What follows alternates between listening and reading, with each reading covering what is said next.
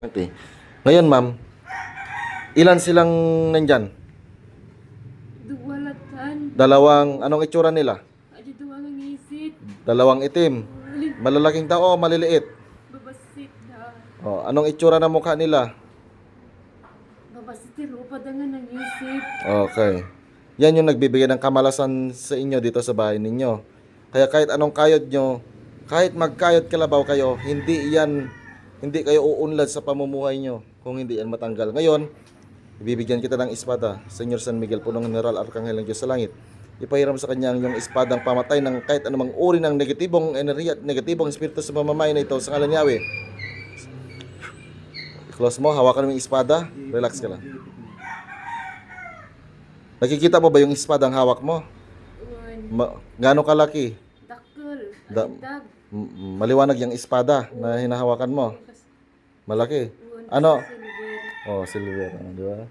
Ngayon, kausapin mo yung mga espiritu. Lalayas kayo, pagpapatayin ko kayo. Kamo. Lalayas ba kayo o papatayin ko na kayo? Tuluyan ko na kayong papatayin. Sagot! Kamo. Good. Anong sabi nila? Adi may salata nila bating bro. Yung isa na lang. Matapang. One. Paluin mo. Paluin mo. Ipalo mo yung hawak mo. Layas! Bumano kayo ikaw. Hawakan mo yung ulo. Hawakan mo yung ulo. Ito, hawakan mo. Tapos pagpugot mo yan. Nahawakan mo yung ulo, natanggal ba? Oy, maliwanag na po. Maliwanag na, okay. Sabihin mo, Ama, Ama.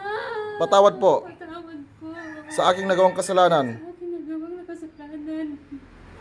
Magbabalik loob na ako. Magpabalik mo po ako. Amen. Amen. Amen. Amen. Amen. Huwag kang didila na. Senyor San Miguel, or surka, or kahak. Ipakita sa kanya ang kaliwanagan ng buhay, ng kapayapaan, katotohanan at karunungan. Magsilbi yan upang baluti sa iyong katawan ang liwanag ng kalangitan, upang walang pwedeng wambala sa iyong physical spiritual. Yeshua, ibit mo na siya ng andyan ba yung mga anghel ko na maliliwanag?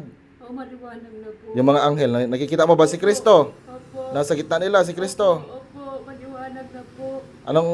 Marami bang kasamang anghel si Kristo? Opo, maliwanag na. Okay. Kanina ang dilim-dilim. Tapos may dalawa pa na na maliliit. Opo. Okay, sabihin mo. In Jesus name. In Jesus' name. Amen. Amen. Gagaling na ako. Gagaling na. Tanggal ang lahat ng kamalasan sa pamumuhay.